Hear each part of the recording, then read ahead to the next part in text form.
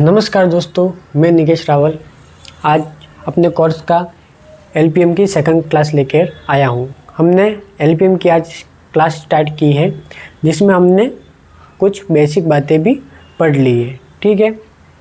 और अपना जो सब्जेक्ट था वो था लाइव स्टॉक प्रोडक्शन एंड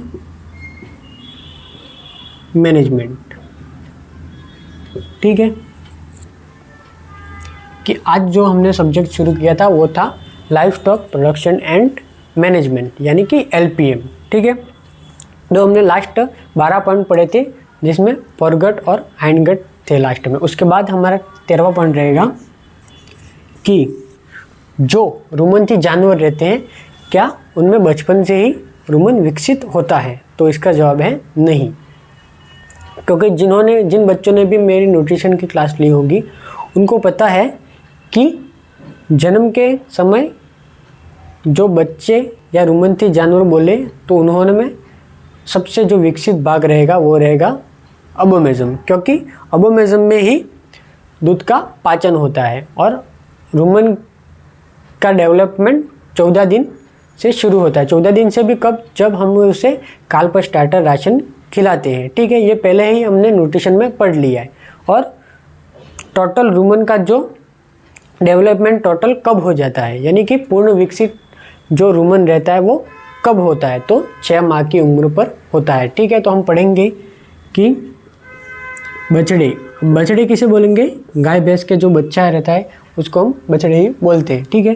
तो बछड़े में जन्म के समय अमाशय का सबसे विकसित भाग, अमाशय का सबसे विकसित भाग, ठीक है। तो वो कौन सा है, तो वो रहेगा एबोमेजम।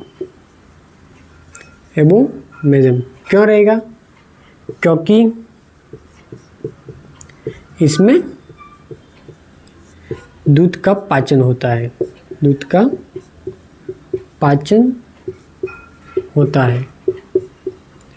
क्योंकि जो बच्चा रहता है, जो बछड़ा रहता है गाय का, उसको स्टार्टिंग में रुमन की कोई ज़रूरत नहीं रहती, क्योंकि उसको सिर्फ दूध का पाचन करा, वो 4 महीने तक सिर्फ दूध ही पिएगा। तो उसका दूध का पाचन सिर्फ अबोमेजम में ही होगा, उसको रुमन की ज़रूरत नहीं होती। रुमन की ज़रूरत उसको रहेगी जब वो चारा खाएगा। तो रुमन की डेवलपमेंट की शुरुआत 14 दिन से होगी, 15वें दिन से होगी। 14 दिन तक उनको सिर्फ दूध ही पिलाएंगे। 15वें दिन से हम उसको थोड़ा कार्प स्टार्टर राशन देंगे, जिससे उसके धीरे धीरे रुमन का डेवलपमेंट शुरू होगा, ठीक है। और बछड़े में पूर्ण विकसित मतलब रुमन का पूर्ण विकास कब होता है, तो बछड़े में रुमन का पूर्ण विकास कब होगा, रुमन का पूर्ण विकास, ठीक है। तो बछड़े में रुमन का पूर्ण विकास कब होगा, तो 6 माह की उम्र तक पूरा हो जाएगा। 6 माह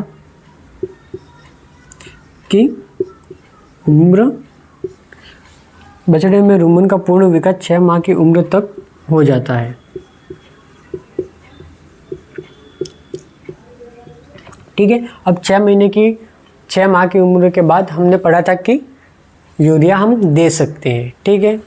तो यहीं पर है ये कि बछड़े के जन्म के समय उसके अमाशय का सबसे जो विकसित भाग रहता है वो रहेगा एबोमेजम, क्योंकि एबोमेजम में ही दूध का पाचन होता है, रुमन का कोई काम नहीं होता। तो रुमन कब डेवलप होता है, तो 6 माह की उम्र पर टोटल पूर्ण उसका विकसित हो जाता है। और शुरुआत कब होती है, तो 15वें दिन से शुरुआत होती है, ठीक है। यहाँ तक क्लियर। अब जो हम पढ़ेंगे जो कि रुमंती जानवर में जो मुख्य जो कार्य रहता है, यानी कि रुमंती जानवर में जो भोजन का फ्लो रहता है, यानी कि किस प्रकार से रुमंती जानवर में भोजन आगे बढ़ेगा, ठीक है। किस प्रकार से उसमें जुगाली होगी, किस प्रकार से उसमें पाचन होगा, ये हम अभी देखेंगे। तो ये मान लो कोई रुमंती जानवर है, उसका मुंह है, ठीक है। ये मान लो कोई रुमंती जानवर का मुंह है। रुमंती जानवर जब भी कोई भोजन खाएगा तो वो सीधा जाएगा रुमन में, ठीक है। रुमंती जानवर का सीधा भोजन जाएगा मुंह में, और जो भोजन जो पहली बार वो निकलता है उसको बोलेंगे बोलस, ठीक है। यानी कि जो रुमंती जानवर जो पहली बार जो भोजन निकलेगा जो रुमन में जाएगा उसको क्या बोलेंगे हम, तो उसको बोलेंगे हम बोलस। और रुमन में जाके भोजन का किण्वन होता है, भोजन का किण्वन होगा। यानी कि जैसे ही उसने खाया जानवर ने भोजन, तो मुंह से गया रुमन में, भोजन को क्या बोलेंगे बोलस, और फिर रुमन में जाके उसका किण्वन होगा, ठीक है। उसके बाद जो भोजन है वो जाएगा रेटिकुलम में, ठीक है। भोजन गया रेटिकुलम में। अब रेटिकुलम से ही जुगाली की शुरुआत होगी, ठीक है। तो जुगाली की शुरुआत,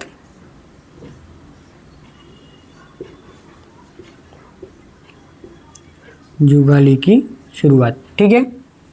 अब जुगाली की शुरुआत होगी रुमन से, उसके बाद ये जो भोजन रहेगा वो वापस जाएगा मुंह में, ठीक है।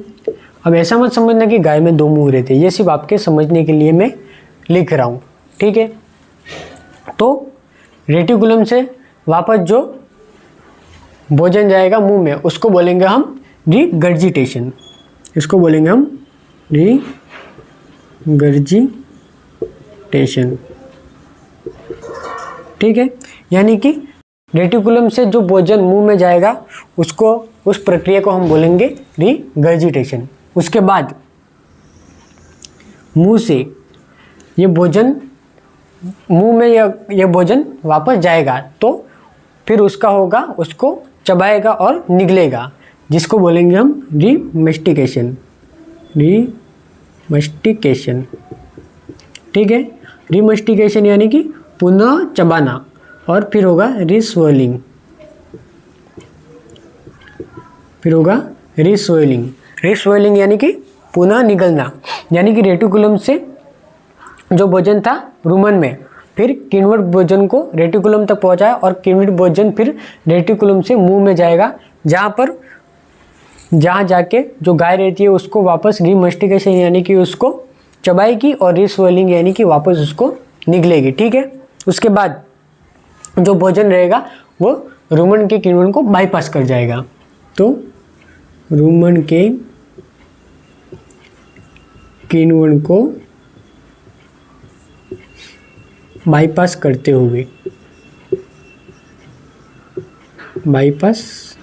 हुए ये जाएगा ओमेजम में, ओमेजम, ठीक है। यानी कि अब ये जो भोजन है वो मुंह से सीधा ओमेजम में नहीं जाएगा, ये भोजन जाएगा वापस रुमन में ही, ठीक है। भोजन तो वापस रुमन में ही जाएगा, पर उसका किण्वन ऑलरेडी हो चुका है, तो अब उसका किण्वन नहीं होगा, यानी कि किण्वन की स्टेज को वो बाईपास कर जाएगा, फिर जाएगा वो सीधा ओमेजम में, ठीक है। ओमेजम में फिर क्या होगा, तो ओमेजम में ज़्यादा कुछ नहीं होता, उसमें टेम्परेरी स्टोर होता है, ठीक है। टेम्परेरी स्टोर क्यों होगा, क्योंकि ओमेजम पे ज़्यादा प्रेशर ना आ सके इसलिए, ठीक है। अब मान लो कोई फंक्शन है, उसके बाद अगर किसी ने बोल दिया कि चलो खाना खाने चलो, तो लोग भीड़ में दौड़ेंगे, ठीक है। तो कोई एक आध दब जाएगा, तो इसलिए अमेज़न का काम क्या रहता है कि जो भीड़ वो जा रही है उसको एक साथ न जानकर लाइन बाय लाइन यानी कि एक एक भेजने का काम करेगा, यानी कि अमेज़न का काम रहता है कि टेम्परेरी स्टोर करेगा भोजन को और धीरे धीरे ओमेजम तक जाने देगा, ठीक है। यानी कि यहाँ पर होगा भोजन का टेम्परेरी स्टोर, ठीक है। और यहाँ पर एक तो भोजन का टेम्परेरी स्टोर होगा और यहाँ पर पानी का अवशोषण भी होगा, ठीक है। यहाँ पर होगा पानी का अवशोषण। ठीक है, यानी कि ओमेजम का सिर्फ इतना ही कार्य है कि वो ओमेजम भोजन का टेम्परेरी स्टोर कर पाए, जिससे धीरे धीरे भोजन अबोमेजम तक पहुँचे, और अबोमेजम में पानी का अवशोषण करेगा, यानी कि पानी को अवशोषित कर लेगा। उसके बाद भोजन जाएगा अबोमेजम में, भोजन जाएगा एबोमेजम में। ठीक है, अब भोजन गया अबोमेजम में, तो अबोमेजम में क्या होगा, तो यहाँ पर डाइजेशन होगा। ठीक है, यानी कि ट्रू डाइजेशन,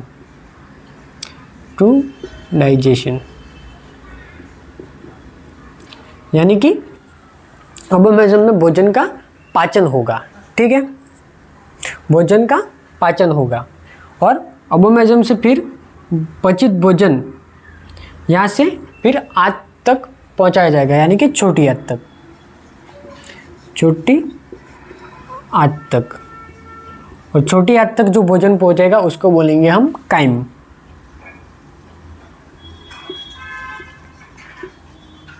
इसको बोलेंगे हम काइम। और जो रेटिकुलम से मुंह तक जाएगा उसको बोलेंगे हम कड़। ठीक है, और यहाँ पर बोलस। ठीक है, यानी जो अबोमेजम से जो पच गया, यानी पचित जो भोजन है वो फिर जाएगा छोटी आंत में, और छोटी आंत से फिर गुदा में, और गुदा से फिर शरीर के बाहर। ठीक है, यहाँ तक कंप्लीट प्रोसेसिंग। अब मैं आपको फिर से समझा लूँगा कि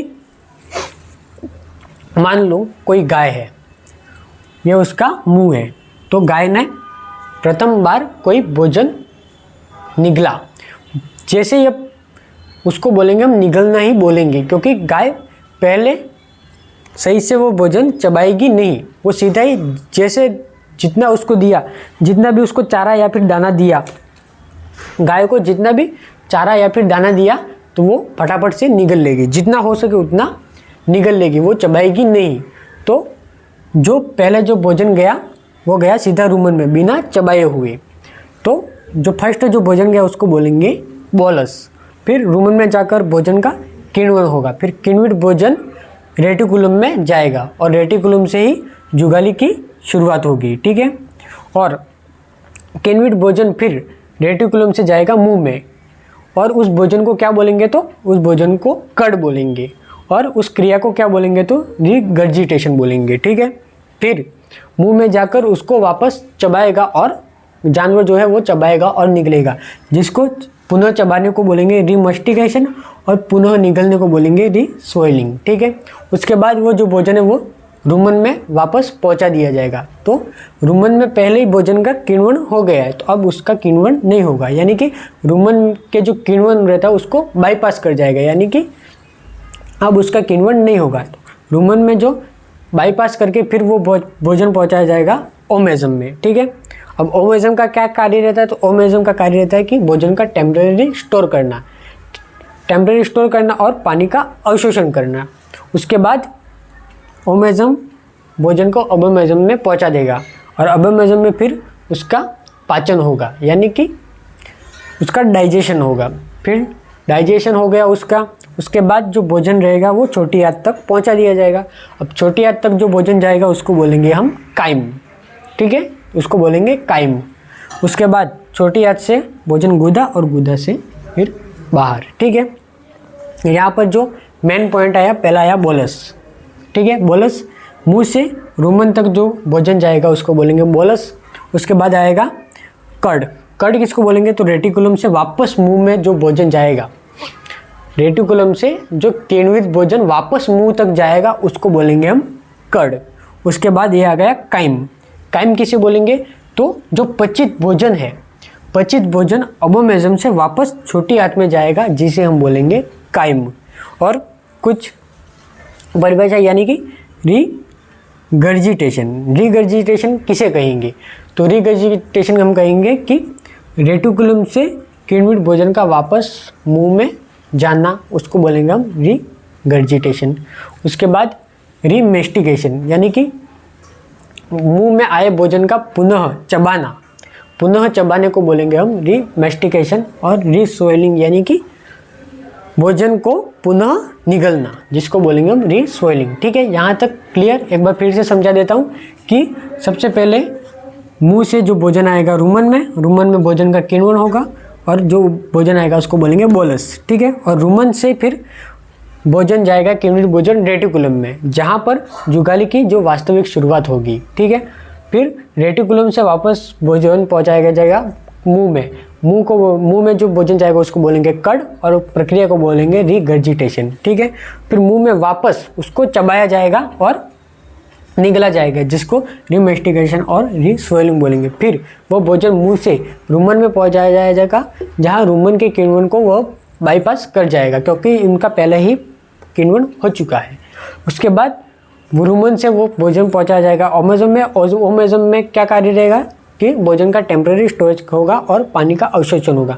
उसके बाद ओमेजम से भोजन अबोमेजम में पहुंचाया जाएगा, जहां पर उसका पाचन होगा, और पचित भोजन को छोटी आंत में पहुंचाया जाएगा, जिसको हम बोलेंगे काइम, और फिर छोटी आंत से भोजन गुदा, और गुदा से बाहर। ठीक है, यहाँ तक अब कोई भी कंफ्यूजन नहीं रहनी चाहिए।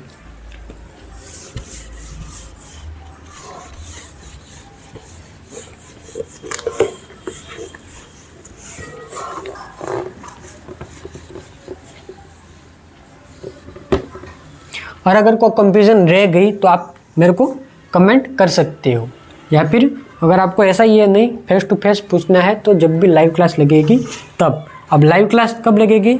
जब अपने लगभग 500 से 1000 सब्सक्राइबर हो जाएंगे, क्योंकि कम सब्सक्राइबर में लाइव क्लास अगर लगा भी ली तो कोई भी स्टूडेंट उसमें आएगा ही नहीं, तो क्वेश्चन आंसर किससे होंगे। ठीक है, तो अब अभी हमने जो अभी हमने समझा उसको अभी लिखेंगे। ठीक है, तो पहला ही पॉइंट रहेगा हमारा बोलस।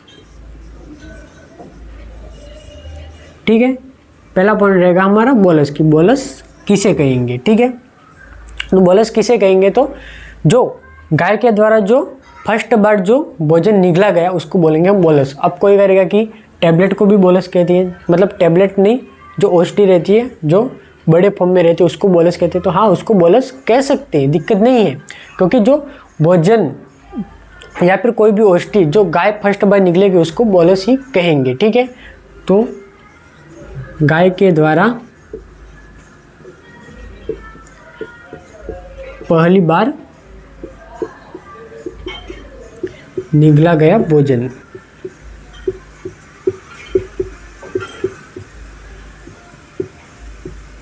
ठीक है, अब निगला गया क्यों बोल रहे हैं? क्योंकि गाय है वो उसको बिना चबाए निगल जाती है। अब कोई मान लो अजगर है, अब अजगर को बोलेंगे कि ये कोई किसी चीज़ को निगल रहा है। अब अजगर चबाएगा नहीं, उस चीज़ को निगलेगा, तो उस चीज़ को जैसे है वैसे सीधा अंदर ले लेना, उसको बोलेंगे हम निगलना। ठीक है, फिर सेकंड रहेगा कड़। कड़ किसको बोलेंगे? तो जो रेटिकुलम से किण्वित भोजन वापस मुंह में जाएगा उसको बोलेंगे हम कड़, यानी कि किण्वित भोजन का रेटिकुलम से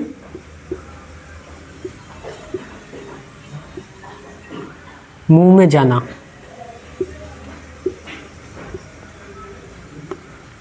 रेटिकुलम से मुंह में जाना। ठीक है, या फिर ऐसा भी बोल सकते हैं कि जो किण्वित भोजन जो रेटिकुलम से मुंह तक जाता है। ठीक है, और आगे हम रहेगा कि काइम। काइम किसे बोलेंगे? कि पचित भोजन जो एबोमेजम से छोटी आंत तक जाता है, इसको बोलेंगे पचित भोजन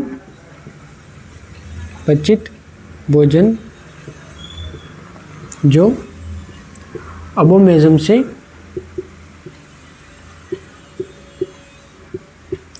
छोटी आंत में जाता है।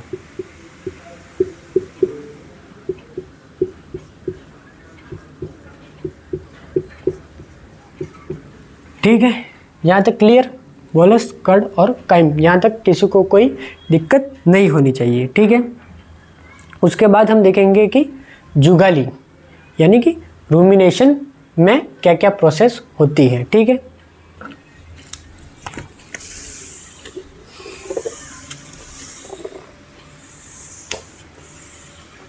यानी कि हमने जो अभी समझा वही अभी लिखेंगे। ठीक है, अब अगला पॉइंट है हमारा जुगाली या फिर बोलेंगे हम रूमिनेशन।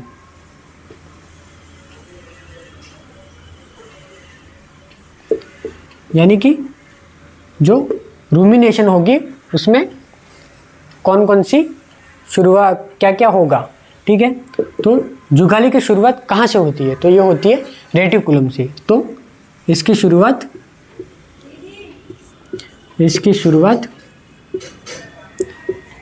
रेटिकुलम से होगी,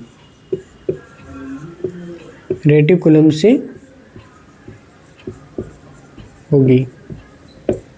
भाई जब किण्वित भोजन रुमन से रेटिकुलम में गया तभी तो जुगाली की शुरुआत हुई, और वो कब मतलब किस से होगी, वो प्रोसेस होगी रेटिकुलम से। ठीक है, अब इसमें भी 3 प्रक्रिया शामिल रहती है। ठीक है, इसमें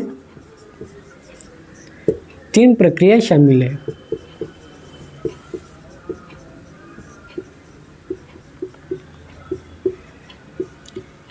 अब 3 प्रक्रिया हमने पढ़ी है, तो कौन कौन सी है? पहली है रिगर्जिटेशन।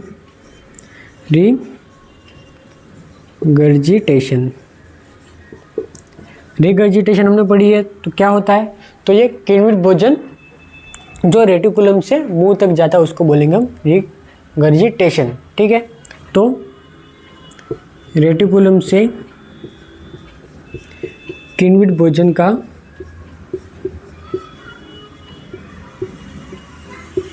मुंह में जाना। ठीक है, किण्वित भोजन का मुंह में जाना, इसको बोलेंगे हम रिगर्जिटेशन। अब यूँ मत समझना कि मैंने 2 जगह मुंह लिखा है तो गाय में 2 मुंह होते हैं, ऐसा नहीं। वो मुंह में आके ही रुमन में जाता है, फिर रुमन से रेटिकुलम में जाता है, रेटिकुलम से वापस मुंह में जाता है, यानी वो एक ही गाय है, अलग अलग नहीं है। ठीक है, उसके बाद आएगा रीमस्टिकेशन।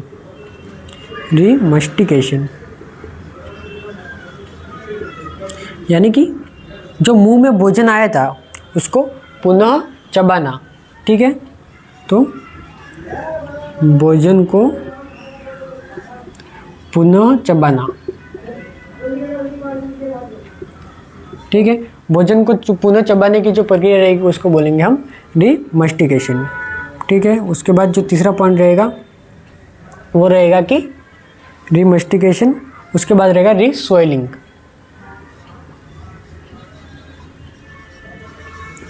रीस्वेलिंग यानी कि भोजन को पुनः निगलना। भोजन को पुनः निगलना। ठीक है, तो ये हमने पढ़ा कि जुगाली की शुरुआत कहाँ से होती है, तो जुगाली की शुरुआत होती है रेटिकुलम से, और इसमें 3 प्रक्रियाएं शामिल होती है। कौन कौन सी? रिगर्जिटेशन, यानी कि रेटिकुलम से जो किण्वित भोजन मुंह तक गया उसको बोलेंगे हम रिगर्जिटेशन, और रीमस्टिकेशन यानी कि भोजन को पुनः चबाना हम बोलेंगे रीमस्टिकेशन, और रीस्वेलिंग यानी कि भोजन को पुनः निगलना उसको बोलेंगे हम रीस्वेलिंग। तो यहाँ तक कोई दिक्कत वैसे आनी नहीं चाहिए, क्योंकि मैं एक एक चीज़ को डिटेल में पढ़ा रहा हूँ। ठीक है, तो यहाँ तक किसी को कोई भी दिक्कत आनी नहीं चाहिए। एक एक चीज़ को 3-3 बार समझा के मैं पढ़ा रहा हूँ। ठीक है, उसके बाद पढ़ेंगे कि जो रुमन की मोटिलिटी यानी कि रुमन की गतिशीलता कितनी होती है। तो अगला पॉइंट रहेगा हमारे रुमन की गतिशीलता। ठीक है, यानी कि रुमन किस गति से कार्य करता है, उसमें क्या होता है। तो रुमन में जो साइकिल घूमते हैं, ऐसे जो भोजन रहता है उसका साइकिल घूमते रहते, तो वो रुमन में 3 साइकिल 2 मिनट में पूरे होते हैं। 3 साइकिल रूमन में जो साइकिल होते हैं वो 3 साइकिल 2 मिनट में पूरे होते हैं। ठीक है, अब हम आगे पढ़ेंगे कि जानवर के कितने, उनके जो भोजन करते हैं उसके हिसाब से जानवर के कितने प्रकार है, यानी कि भोजन के आधार पर जानवर कितने प्रकार के होते हैं। तो लिखेंगे हम फीडिंग हैबिट के आधार पर, हैबिट के आधार पर जानवरों के प्रकार।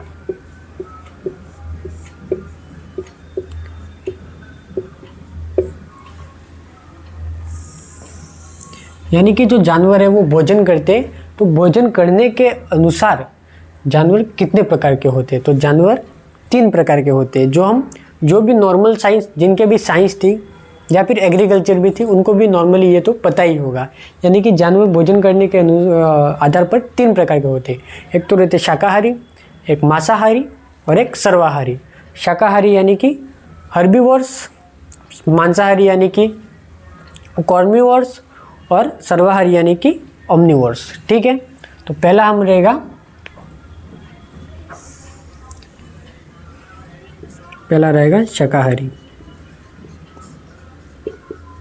यानी कि हर्बीवोर्स। ठीक है, दूसरा रहेगा मांसाहारी यानी कि कॉर्निवोर्स। तीसरा रहेगा सर्वाहारी यानी कि ओमनिवोर्स। ठीक है, हर्बीवोर्स, कॉर्निवोर्स और ओमनिवोर्स। ठीक है, यानी भोजन करने के आधार पर जो जानवर रहते हैं वो 3 कैटेगरी में बांटे गए। अब शाकाहारी किसे कहेंगे, तो ये हम बचपन से पढ़ते आ रहे हैं कि शाकाहारी किसे कहेंगे, मांसाहारी किसे कहेंगे और सर्वाहारी किसे कहेंगे। जो भोजन के रूप में पेड़ पत्तियाँ या फिर दाना ऐसा कुछ खाते हैं, उनको हम शाकाहारी के कैटेगरी में रखेंगे। मांसाहारी की कैटेगरी में किसे रखेंगे, तो जो मुख्यतः उनका भोजन मांस रहता है, उनको हम मांसाहारी की कैटेगरी में रखेंगे। और सर्वाहारी में बोलेंगे जो पेड़ पत्तियाँ भी खाते हैं या चारा दाना भी खाते हैं और मांस भी खाते हैं, उनको हम सर्वाहारी की श्रेणी में रखेंगे। यानी कि जो सर्वाहारी जो रहते हैं वो मांसाहारी भी रहते हैं और शाकाहारी भी रहते हैं। ठीक है, तो हम शाकाहारी की डेफिनेशन क्या रहेगी, तो ऐसे जानवर जो मुख्य रूप से चारा और दाना खाते हैं। ठीक है, तो भोजन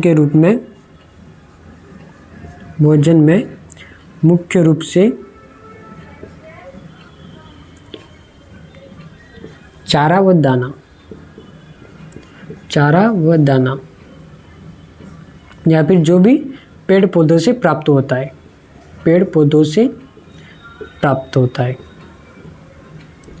ठीक है, जो भी पेड़ पौधों से प्राप्त होता है वो आते हैं शाकाहारी की कैटेगरी में। एग्जाम्पल ले लेंगे तो अब एग्जाम्पल में क्या क्या आएगा, जितने भी टोटल जो रुमंथी जानवर हैं, जिनमें भी रुमन पाया जाता है, और आएंगे आवासीय रुमंथी जानवर यानी कि ऊँट, लामा, अल्पका, विकुना। रुमंथी जानवरों में भैंस, गाय, भेड़, बकरी और घोड़ा और खरगोश। ठीक है, तो रुमंथी, आभासी रुमंथी,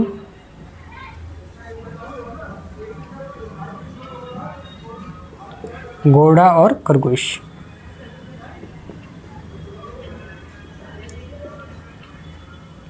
ठीक है, तो ये मेनली शाकाहारी जानवर की कैटेगरी में आएगी। और जो मांसाहारी में जो मुख्य रूप से मुख्य भोजन के रूप में मांस खाते हैं, यानी कि जो मुख्य भोजन के रूप में नॉनवेज ही खाते हैं, उनको मांसाहारी की श्रेणी में रखेंगे। उसका एग्जाम्पल है कुत्ता और बिल्ली।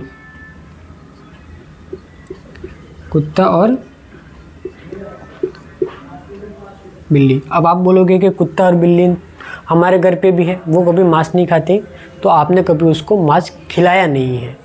मेनली तो कुत्ता और बिल्ली मांसाहारी की कैटेगरी में ही आते हैं। आपके घर पे अब जो है उनको आपने कभी मांस नहीं खिलाया, इसलिए वह उनको आप मांसाहारी नहीं मान रहे। बाकी जो इनके जो फीड रहते हैं, जो आप फीड खिलाते हो डॉग को और कैट को, यानी कि कुत्ता और बिल्ली को जो आप फीड खिलाते हो, इसलिए मेनली उसमें नॉनवेज भी होता है, यानी कि उसमें मांस भी होता है। ठीक है, उसके बाद हम सर्वाइव ले लेंगे, यानी कि जो चारा दाना प्लस मांस खाता है, यानी कि जो चारा दाना और मांस खाता है, उसके एग्जाम्पल में आएगा सूअर। ठीक है, यानी कि सूअर जो चारा भी खाता है, दाना भी खाता है और मांस भी खाता है, यानी चारा दाना भी खाता है और मांस भी खाता है, यानी पेड़ पौधों से प्राप्त भोजन भी खाता है और मांस भी खाता है, उसको सूअर की मतलब उसका एग्जाम्पल है सूअर।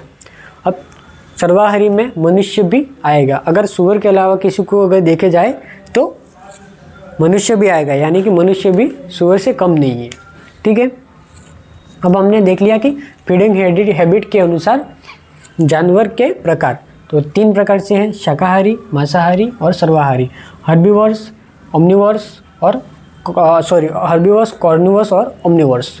ठीक है, उसमें भी शाकाहारी यानी कि जो मुख्य रूप से चारा व दाना खाते हैं, यानी कि जो पेड़ पौधे से प्राप्त रहता है वो खाते हैं। उसमें आएगा रुमंथी जानवर, सभी रुमंथी, सभी आभासी रुमंथी और घोड़ा और खरगोश।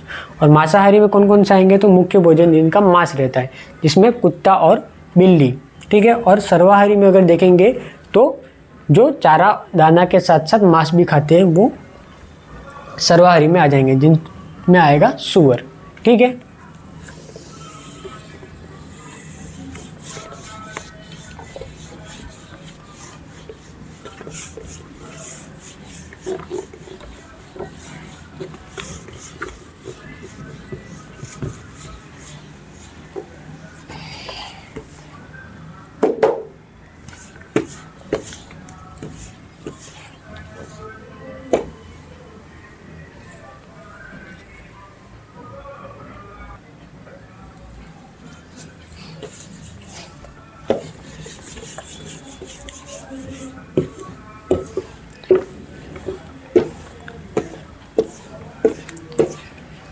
ठीक है, तो यहाँ तक कंप्लीट।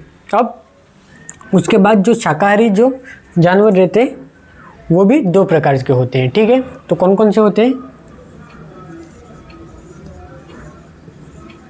जो शाकाहारी जानवर है वो भी 2 प्रकार के होते हैं। तो किन किन प्रकार से इनको बांटते हैं, तो वे जानवर जो ज़मीन पे चरते हैं और जो पेड़ की पत्तियां खाते हैं, 2 भागों में इनको बांटा गया है। ज़मीन पे चरते हैं उनको बोलेंगे ग्रेजर, और जो पेड़ पत्तियां खाएंगे उनको बोलेंगे ब्राउज़र। ये ब्राउज़र का मतलब वो नहीं कि जो मोबाइल में आता है। ठीक है, ग्रेजर यानी कि जो मतलब घास फूस खाते हैं, यानी कि जो चारागाह में चढ़ते हैं, यानी कि जिनका जो सर रहता है वो नीचे रख के चढ़ते हैं, जो ग्रेजिंग करते हैं, यानी कि चारागाह में चढ़ते हैं, चारागाह में चढ़ते हैं। ठीक है, यानी कि ऐसे जानवर जो चारागाह में चलते हैं, जो उसका मुंह नीचे रख के वो घास फूस खाते रहते हैं। अब इनकी कैटेगरी में कौन कौन से आएंगे, तो इसमें आएगा गाय, भैंस, भेड़, घोड़ा, खरगोश, भेड़, घोड़ा और खरगोश। ठीक है, उसके बाद आएगा ब्राउज़र यानी कि जो ब्राउजिंग करते हैं, जो ब्राउजिंग करते हो। अब ब्राउजिंग करते हैं मतलब जो पेड़ पौधों की पत्तियां चुनकर खाते हैं, जो पेड़ पौधों की पत्तियां चुनकर खाते हैं, ठीक है। जो पेड़ पौधों की पत्तियां जो चुनकर खाते हैं वो आएंगे ब्राउज़र की श्रेणी में। इसमें कौन कौन से आएंगे, तो एक तो ऊँट रहेगा और एक रहेगी बकरी। तो एक तो आ जाएगी बकरी, एक आ जाएगा ऊँट, ठीक है। अब मान लो कि इन दोनों में अगर कोई विषैला पदार्थ अगर फैलेगा तो किस में ज़्यादा फैलेगा, तो वो फैलेगा ग्रेजर की कैटेगरी वालों को, ठीक है। ग्रेजर में क्यों, क्योंकि ये नीचे चरेंगे तो जितने भी कीड़े मकोड़े रहते वो उनको खा लेंगे, तो उनको पता भी नहीं चलेगा, जो भी आया अंदर। और जो ग्रेजिंग करेंगे वो एक एक पत्ती को चुन चुन कर खाते हैं, ठीक है। तो शाकाहारी की कैटेगरी में भी दो हैं, ग्रेजर और ब्राउज़र। ग्रेजर जो चारागाह में चरते हैं यानी कि नीचे मुंह करके जो घास में चरते हैं, और ब्राउज़र यानी कि जो पेड़ पौधों की पत्तियाँ यानी कि सर ऊंचा करके पेड़ पौधों की पत्तियाँ खाते हैं। ग्रेजिंग के उदाहरण कौन से, तो गाय, भैंस, भेड़, घोड़ा और खरगोश। ब्राउजिंग के उदाहरण कौन कौन से, तो ऊँट और बकरी, ठीक है।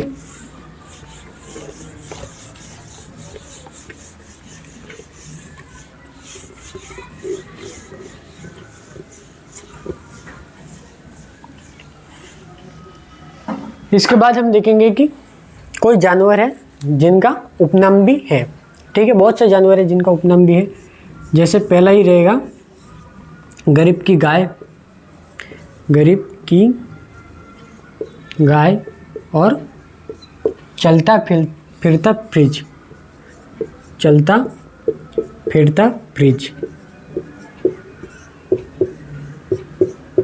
तो एक इसको बोलेंगे, तो ये बोलेंगे बकरी को, ठीक है।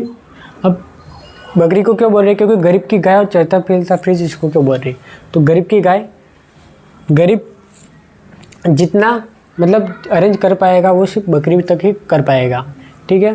फिर चलता फिरता फ्रिज इसको क्यों बोलेंगे, तो चलता फिरता इसको फ्रिज बोलेंगे, यानी कि मुर्गी के जब चाहो तब दूध निकाल सकते हो, उसमें कोई ऑक्सीटोसिन की ज़रूरत नहीं रहती। अगर आप गाय को देखेंगे तो गाय में ऑक्सीटोसिन रिलीज होता है, फिर बछड़ा जो रहता है उसका सकलिंग करेगा, उसके बाद वो दूध आएगा। या फिर अगर बछड़ा नहीं हो तो जो गौपालक रहेगा वो थनों की मसाज करेगा, तब उसमें दूध आएगा। तो बकरी में ऐसा कुछ नहीं रहता। बकरी में जब चाहो तब दूध निकाल सकते हैं, इसलिए इसको बोलेंगे चलता फिरता फ्रिज या फिर गरीब की गाय। दूसरा रहेगा कि रेगिस्तान का जहाज, जो कि रेगिस्तान का जहाज, ये तो सबको पता होगा, बचपन से ही पढ़ते आए। राजस्थान में जो मुख्य रूप से पाया जाता है ऊँट। अब ऊँट को भी यूँ मान लो कि राजस्थान में सबसे ज़्यादा जो पालती है वो रायका और रेबारी जाति के जो लोग रहते हैं वो सबसे ज़्यादा इनको पालते हैं। तो इसमें लिखेंगे कि राजस्थान में रायका और रेबारी समुदाय के लोग ज़्यादा पालते हैं, ज़्यादा पालती है। वैसे तो कोई भी पाल सकता है, पर जो रायका और रेबारी जाति के जो लोग रहते हैं वो उनको ज़्यादा पालते हैं, ठीक है, क्योंकि ये एक जगह से दूसरी जगह पर जाने के काम आते हैं, इसलिए, ठीक है। उसके बाद हम देखेंगे कि बर्फ़ का जहाज। बर्फ़ का जहाज किसे कहते हैं? रेगिस्तान का जहाज तो सबको पता होगा, बर्फ़ का जहाज किसी को ही पता होगा, जिसको हम बोलेंगे याक को। बर्फ़ का जहाज हम बोलेंगे याक को। फिर एक दूसरा आएगा कि एक तो रहेगा सेरेमिनल ऑक्स, यानी कि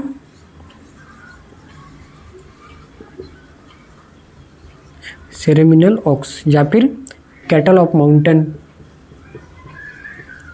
कैटल ऑफ माउंटेन।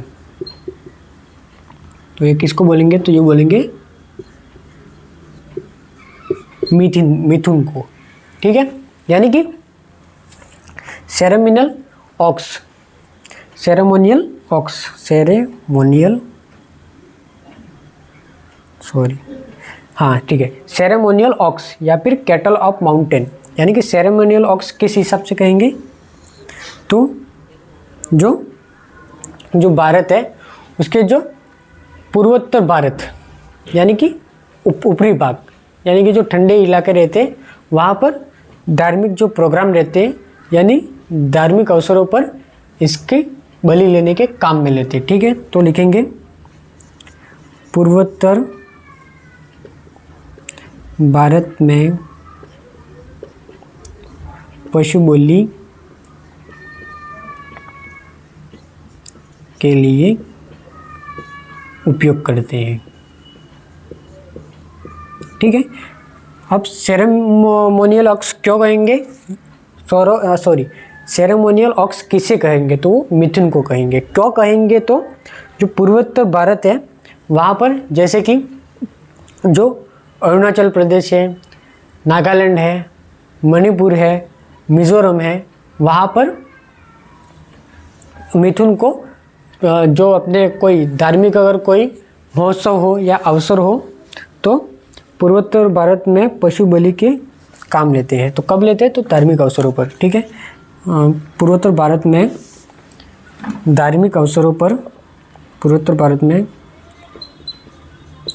धार्मिक अवसरों पर पशु बलि के रूप में काम में लेते हैं, काम में लेते हैं। ठीक है, यानी कि जो मिथुन है उनको पूर्वोत्तर भारत में धार्मिक अवसरों पर पशु बलि के रूप में उपयोग करते हैं, इसलिए इसको बोलेंगे सेरेमोनियल ऑक्स।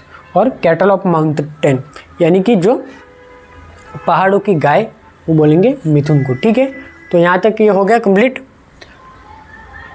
गरीब की गाय या चलता फिरता फिरिज किसको बोलेंगे, तो बकरी को। रेगिस्तान का जहाज किसे बोलेंगे, तो ऊँट को। रायका और राजस्थान में रायका और रबाती जाति या समुदाय के जो लोग रहते हैं वो ज़्यादा पालती है। और बर्फ़ का जहाज किसे बोलेंगे, तो याक को बोलेंगे। और सेरेमोनियल ऑक्स या फिर कैटल ऑफ माउंटेन किसे बोलेंगे, तो वो मिथुन को बोलेंगे।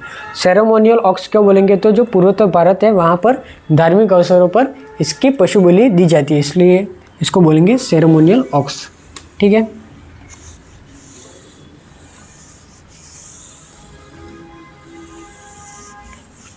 यहाँ तक क्लियर। अब जो मिथुन की जो स्टैन है जिनको पशु बलि के रूप में उपयोग में किया जाता है वो लिखेंगे हम। तो भारत में मिथुन की स्टैन, मिथुन की स्टैन जिनका उपयोग पशु बलि के रूप में किया जाता है। ठीक है, तो वो कितनी है, टोटल 4 है। कौन कौन सी है, 4 है। कौन कौन सी है, एक तो अरुणाचल स्टैन, एक मणिपुर स्टैन, एक है मिजोरम स्टैन, मिजोरम स्टैन, और एक है असम स्टैन। ठीक है, यानी कि जिन जिन राज्यों में इनका जो, सॉरी नागालैंड स्टैन। ठीक है, यानी कि जिन जिन राज्यों में इनका उपयोग किया जाता है उनके नाम के हिसाब से इनकी स्टैन बनाई गई है, यानी कि Arunachal stand, Manipur stand, Mizoram stand और नागालैंड स्टैन। ठीक है, और जो FSSAI यानी कि फसे जो हम बोलते हैं ना, नॉर्मल जो फूड सेफ्टी के लिए जो एक स्टैंडर्ड ऑथोरिटी जो कार्य करती है इंडिया के लिए, जो कि खाने पीने की जो सामग्री रहती है उस पर ध्यान रखती है, यानी कि खाने पीने की छोटी से छोटी सामग्री पर भी ध्यान रखती है, यानी कि जो हम बोलते हैं FSSAI। ठीक है, हर एक अगर खाने पीने की चाहे 10 रुपये की चीज़ लाओ चाहे कितनी भी महंगी लाओ उस पर ये मार्का रहता ही, आपने देखा ही होगा। तो उससे क्या हुआ कि जो मिथुन है और याक है, तो मिथुन और याक को FSSAI ने जो है वो इसको एक प्रकार से बोले तो फूड एनिमल के रूप में इनको एक्सेप्ट किया या फिर फूड एनिमल के रूप में इसको मान्यता दी है। ठीक है, तो हम छठा पॉइंट रखेंगे FSSAI यानी कि फूड सेफ्टी। ये आपने नॉर्मली भी किसी कोई पैकेट हम लाते खाने की सामग्री, उस पर हमने नॉर्मली भी आपने देखा होगा, तो इसको बोलेंगे food safety and standard, food safety and standard authority of India. ठीक है, FSSAI का पूरा नाम क्या था? Food safety and standard authority of India. ठीक है, तो इन्होंने 2022 में, ठीक है, यानी कि 2022 में याक को और 2023 में मिथुन को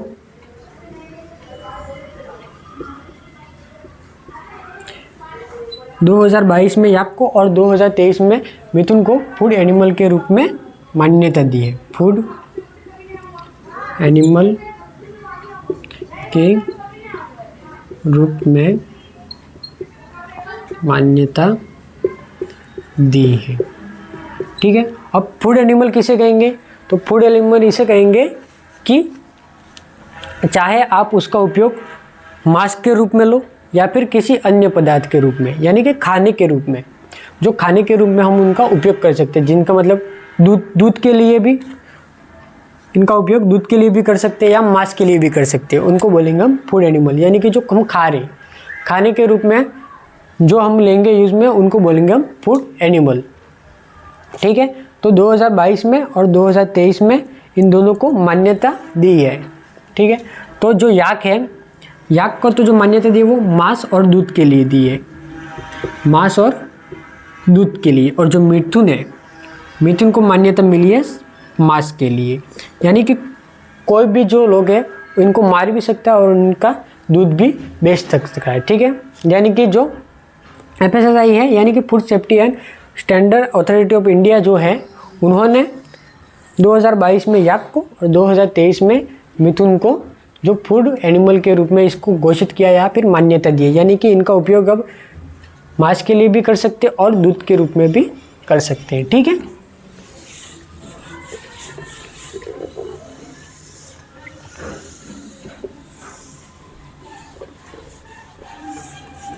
यहाँ तक क्लियर।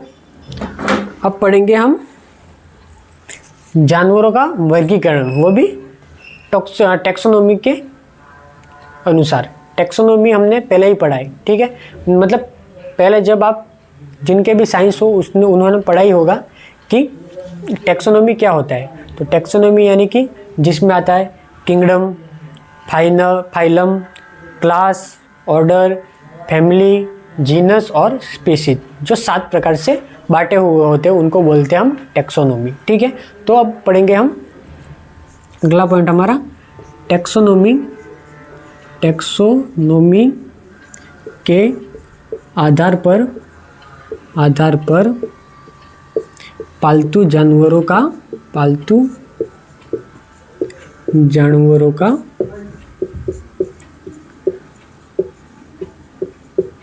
वर्गीकरण। ठीक है, यानी टैक्सोनॉमी के आधार पर जो पालतू जानवर है उनका वर्गीकरण किस प्रकार से होगा। ठीक है, तो पहला टैक्सोनॉमी के अनुसार जो पहला रहता है वो रहता है किंगडम। ठीक है, फिर दूसरा रहता है फाइलम,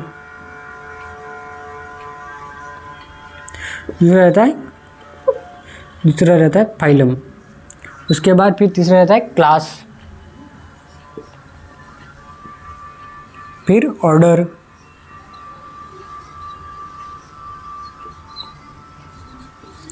ठीक है, kingdom, phylum, class, order, family, genus और स्पीशीज। फैमिली, जीनस और स्पीशीज।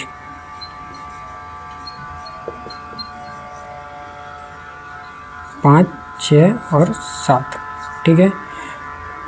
जीनस, ठीक है।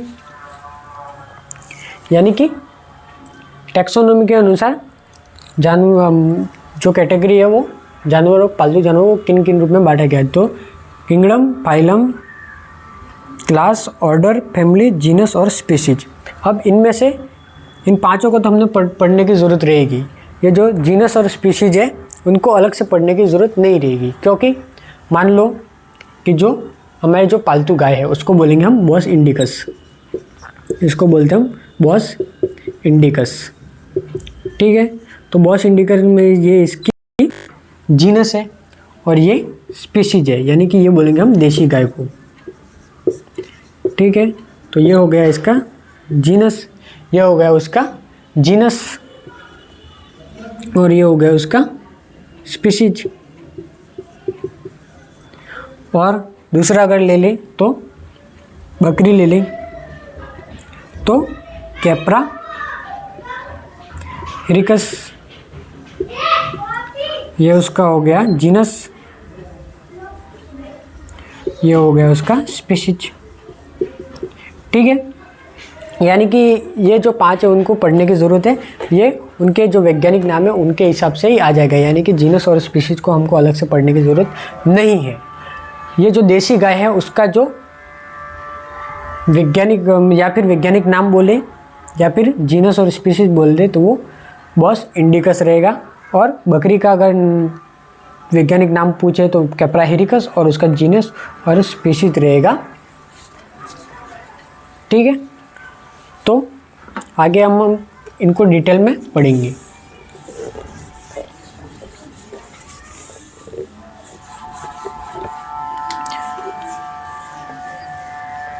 तो अब इनको हम डिटेल में पढ़ेंगे। तो पहला हम ले लेंगे किंगडम, कि इनका किंगडम क्या है।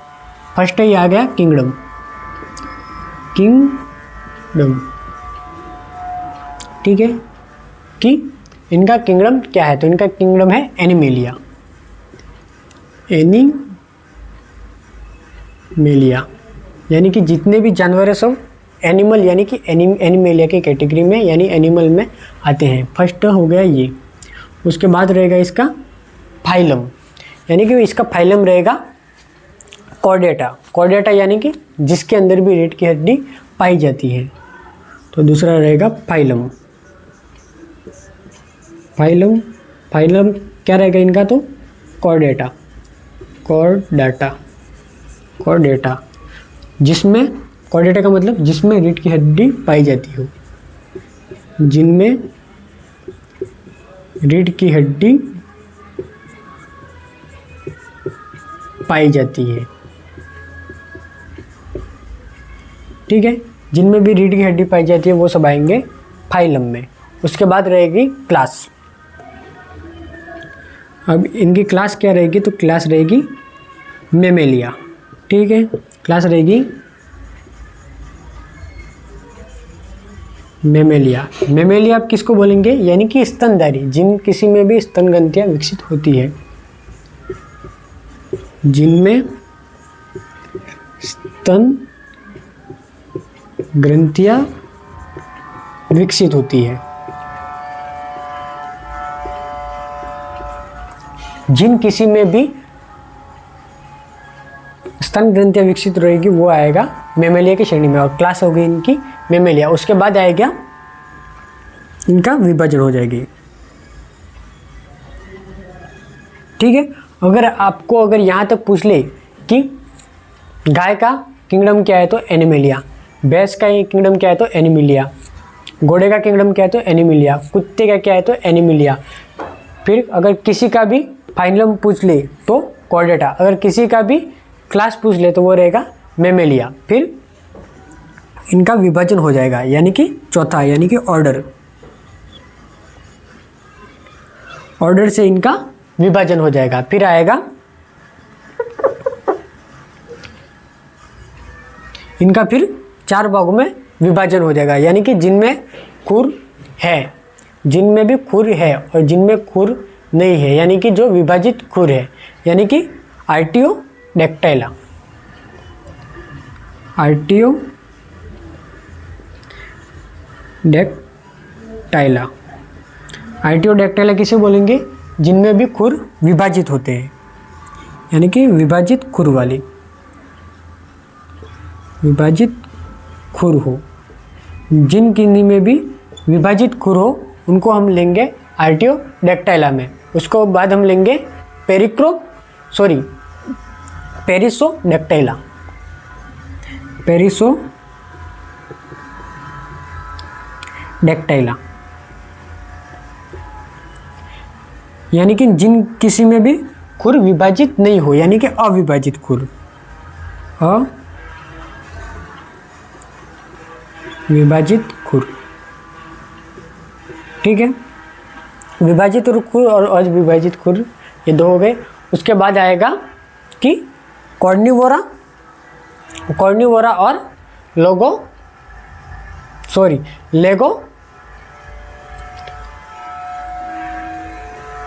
कॉर्निवोरा और लेगोमोर्फा,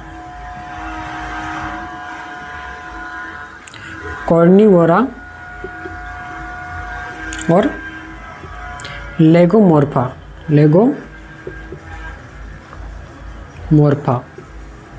ठीक है। यानी कि हमने ऑर्डर जो रहते हैं वो 4 भाग में डिवाइड हो जाएंगे। आर्टियोडैक्टाइला, पेरिसोडैक्टाइला, कार्निवोरा और लेगोमोर्फा। आर्टियोडैक्टाइला में यानी कि जिनके खुर विभाजित रहते हैं, यानी विभाजित खुर वाले। पेरिसोडैक्टाइला यानी कि जिनके खुर का एक ही भाग रहता है जो विभाजित नहीं रहता है, ठीक है। और कार्निवोरा और लेगोमोर्फा, ठीक है। अब ये आ गया इनकी फैमिली।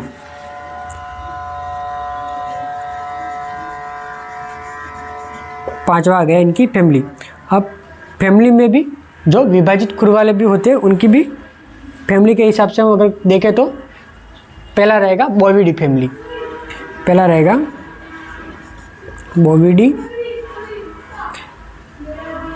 ठीक है। अब फैमिली में पूरा नहीं लिखूंगा, सिर्फ जो फैमिली का नाम रहेगा वही लिखूंगा। पहली फैमिली रहेगी वो रहेगी बोविडी, उसके बाद रहेगा सुइडी,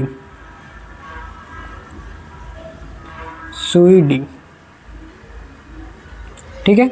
उसके बाद रहेगा सुइडी, उसके बाद रहेगा कैमेलिडी,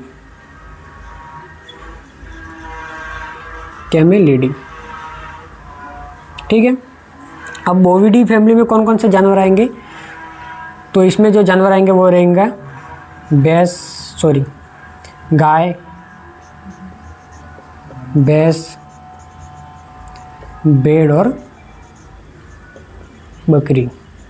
जिन जिन के खुर के 2 भाग है उनमें भी बोविडी में आ जाएंगे गाय, भैंस, भेड़ और बकरी। सुइडी में आएगा सुअर,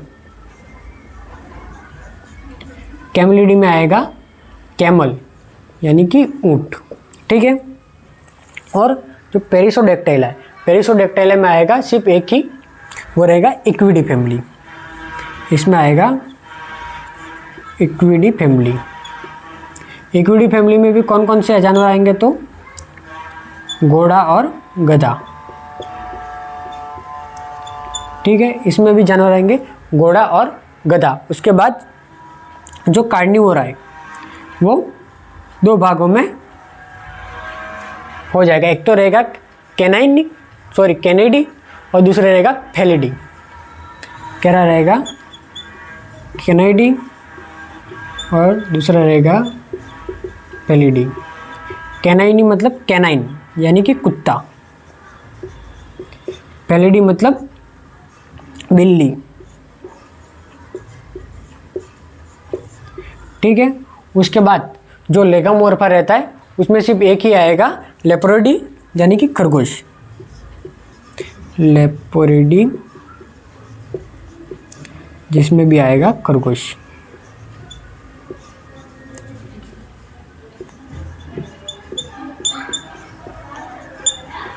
ठीक है। तो यहाँ तक कंप्लीट। आज हम यहीं तक पढ़ेंगे, इसका लास्ट बार हम रिवीजन कर लेंगे हम कि जो टेक्सोनॉमी के अनुसार जो बांटा गया वो बांटा है कैरोलस लिनियस ने, ठीक है।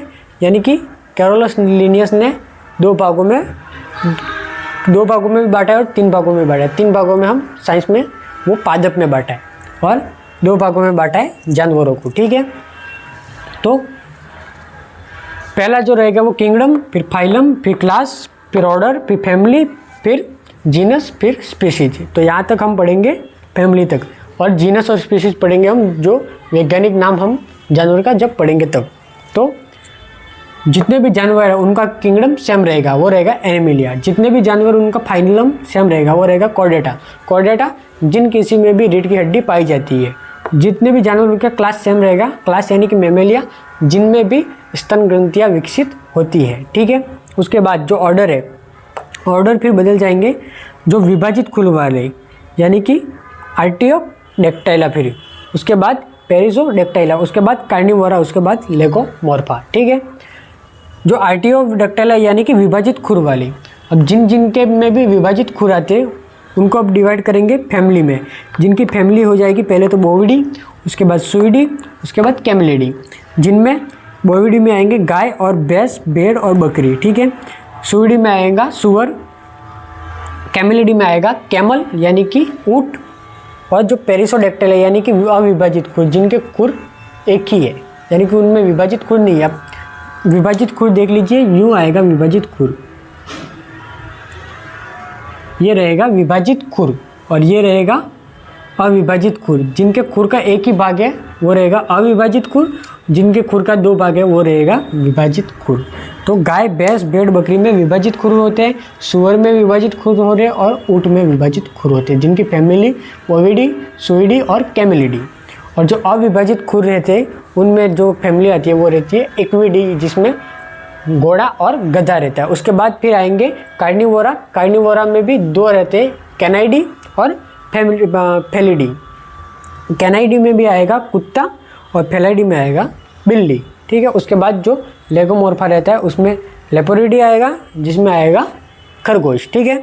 तो आज हम यहीं तक पढ़ेंगे, बाकी का चर्चा हम कल करेंगे, ठीक है। तो आपसे यही विनती रहेगी कि आप ज़्यादा से ज़्यादा लोगों तक शेयर करते रहें, ताकि जो वेटरनरी डिपार्टमेंट से जुड़े हुए उन तक ये मैसेज पहुंचते रहे, और जो भी नए स्टूडेंट आए हैं यानी कि जो कॉलेज कर रहे हैं उनके लिए ये एक अच्छा कोर्स रहने वाला है। जहाँ तक मेरा नॉलेज है मैं अब तक पहुँचाता रहूँगा, ठीक है। थैंक यू, धन्यवाद।